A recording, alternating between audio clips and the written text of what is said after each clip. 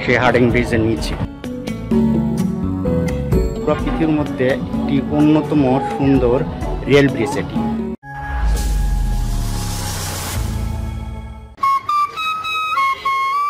Herding bridge পাবনার ঈশ্বরদী উপজেলার পাকশীতে অবস্থিত পদ্মা নদীর বুকে দাঁড়িয়ে থাকা এক অনন্য ঐতিহাসিক স্থাপনা।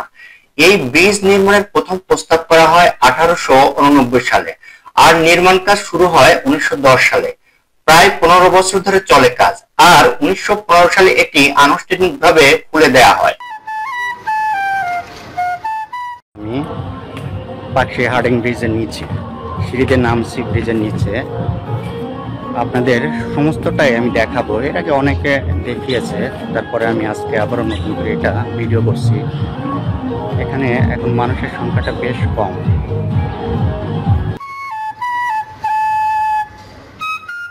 ব্রিটিশ আমলে নির্মিত এই ব্রিজের দৈর্ঘ্য প্রায় 1 কিলোমিটার, সম্পূর্ণ স্টিল ও রিভেটেড আয়রন দিয়ে তৈরি। এটি শুধু একটি রেল সেতু নয়, এটি বাংলাদেশের ইতিহাসের প্রকৌশল বিস্ময়। বছরের পর বছর ধরে এই ব্রিজ দেশের উত্তর ও দক্ষিণাঞ্চলকে যুক্ত করে রেখেছে।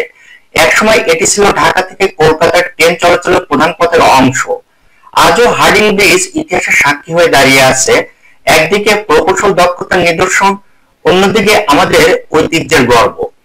এই ব্রিজ কেবল লোহার নাট বল্টু দিয়ে তৈরি নয়, এটি তৈরি হয়েছে সময়, ইতিহাস আর গর্বের উপর ভিত্তি করে।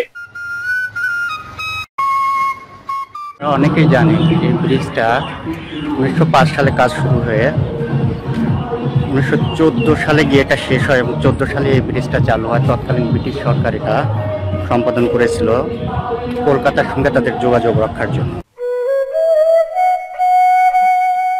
হ্যাঁ, ঠিক তাই। এই ব্রিজ নির্মাণের মূল উদ্দেশ্য ছিল আসাম, ত্রিপুরা, নাগাল্যান্ড ও উত্তরবঙ্গের সঙ্গে কলকাতার সরাসরি রেল যোগাযোগ স্থাপন করা। এ যেন সময় আর প্রযুক্তির এক অনন্য মেলবন্ধন। এক পাশে ইতিহাসের সাক্ষী হার্ডিং ব্রিজ, আর ঠিক পাশেই আধুনিকতার প্রতীক লালন শাহ সেতু।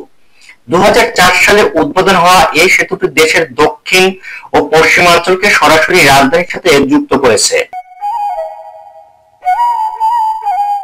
আস্তে আস্তে স্টেশন ঘরের দিকে এগিয়ে যাচ্ছি। এখানে একদল পিকনিক পার্টি আসছে, প্রচন্ড আকারে তারা আনন্দ করছে, অর্থাৎ গানের শব্দ আপনারা পাচ্ছেন নিশ্চয়ই। প্রচুর গান তারা বাজাচ্ছে।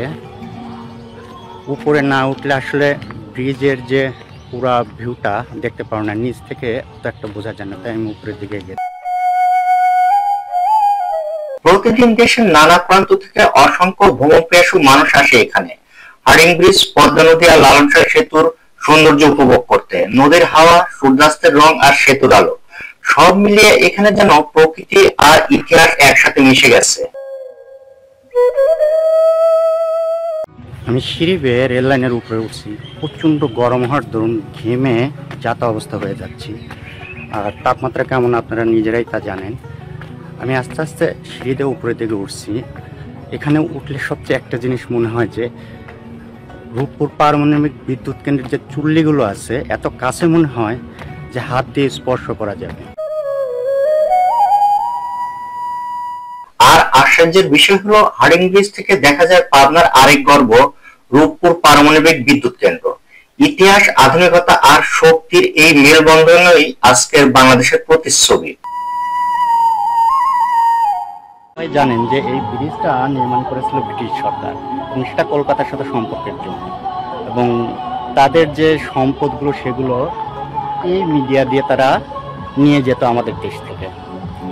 এখন পর্যন্ত উত্তরবঙ্গের সবচেয়ে বড় রেল সেতু এবং বাংলাদেশের মধ্যে, বাংলাদেশ শুধু বললে ভুল হবে, পুরো পৃথিবীর মধ্যে একটি অন্যতম সুন্দর রেল ব্রিজ এটি। কালের সাক্ষী হয়ে দাঁড়িয়ে আছে পাকশী রেলওয়ে স্টেশন, যার পাশে বিস্তৃত পদ্মা নদী আর গর্বের প্রতীক হার্ডিং ব্রিজ। পাকশী যেখানে ইতিহাস, প্রকৃতি আর অগ্রগতি একসাথে মিলেমিশে আছে।